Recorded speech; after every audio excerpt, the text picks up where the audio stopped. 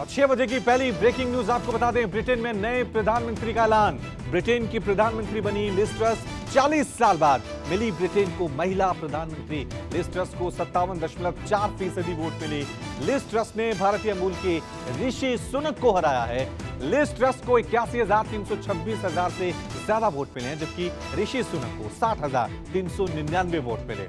और 6 बजे की दूसरी बिग ब्रेकिंग न्यूज आपको बता दें, दिल्ली रवाना होने से पहले लालू से मिले नीतीश। विपक्षी एकजुटता को लेकर आज सीएम नीतीश 3 दिवसीय दौरे पर दिल्ली पहुंच चुके हैं। इस दौरान नीतीश ने कहा कि उनके पीएम बनने की कोई इच्छा नहीं है, लेकिन विपक्ष एकजुट हो तो बेहतर होगा। कुछ ही देर में नीतीश राहुल गांधी से भी मुलाकात करेंगे। अपने दिल्ली दौरे के दौरान नीतीश विपक्ष की नए नेताओं से मुलाकात करेंगे। साथ ही नीतीश कुमार 7 सितंबर को राष्ट्रपति और उपराष्ट्रपति से मुलाकात करेंगे। झारखंड में मची राजनीतिक हलचल के बीच हेमंत सोरेन ने विधानसभा में विश्वास मत हासिल कर लिया है। झारखंड में सीएम की कुर्सी पर सस्पेंस खत्म हो गया। हेमंत सोरेन ही रहेंगे झारखंड के मुख्यमंत्री। झारखंड में हेमंत सोरेन ने विश्वास मत जीत लिया है। हेमंत के पक्ष में 48 वोट पड़े, विपक्ष में एक भी वोट नहीं पड़ा। बीजेपी ने विश्वास प्रस्ताव की वोटिंग से पहले ही वॉकआउट कर लिया है।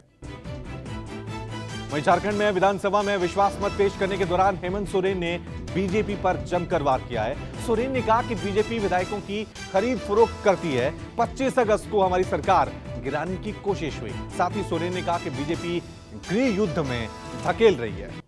और 5वीं ब्रेकिंग न्यूज आपको बता दें, झारखंड के नेता प्रतिपक्ष बाबूलाल मरांडी का हेमंत सोरेन पर बड़ा हमला। मरांडी ने कहा कि हेमंत सोरेन को अपने ही लोगों पर भरोसा नहीं है और हेमंत को अविश्वास किसके प्रति है।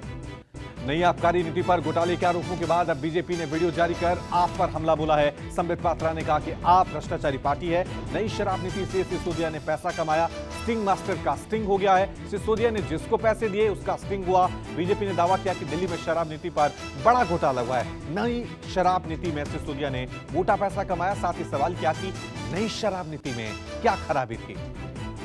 7वीं ब्रेकिंग न्यूज, लखनऊ के हजरतगंज के लेवाना होटल में भीषण आग लगी। हालांकि आग पर काबू पा लिया गया है। इस हादसे में एक महिला समेत 4 लोगों की मौत हुई है।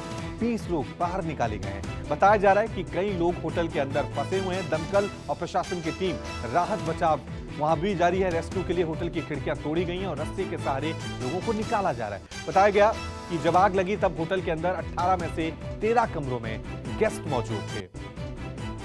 घायलों से मिलने पहुंचे सीएम योगी आदित्यनाथ। सीएम योगी ने घायलों का हालचाल जाना, घायलों से बातचीत की, साथ ही डॉक्टर्स को उचित इलाज देने के निर्देश दिए। सीएम योगी ने आग की जांच के आदेश दिए। लखनऊ डिवीजन के कमिश्नर और लखनऊ के पुलिस कमिश्नर को जांच सौंपी गई है। दोनों संयुक्त जांच करेंगे। यूपी के डिप्टी सीएम ब्रजेश पाठक भी घायलों से मिलने पहुंचे। ब्रजेश पाठक ने कहा कि मामले की उच्च स्तरीय जांच होगी।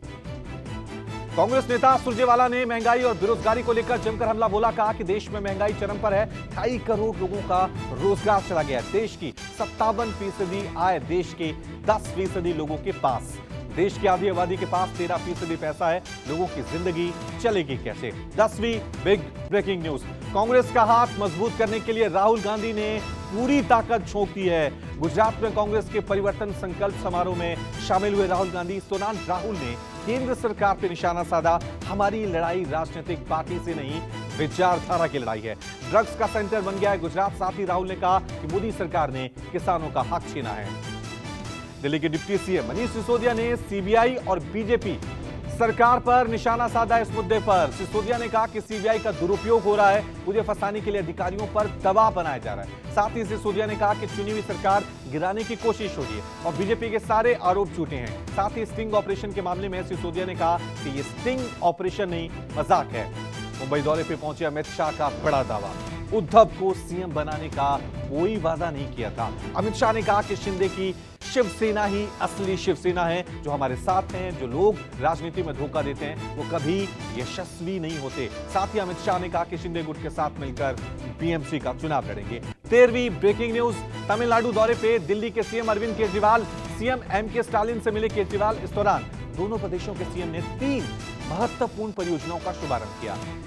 पुदुमई पेन योजना का उद्घाटन किया। दिल्ली के एजुकेशन मॉडल से तमिलनाडु के सीएम एमके स्टालिन खासा प्रभावित हैं। दिल्ली की तरह तमिलनाडु में भी मॉडल एक्सीलेंस स्कूल खुलेंगे।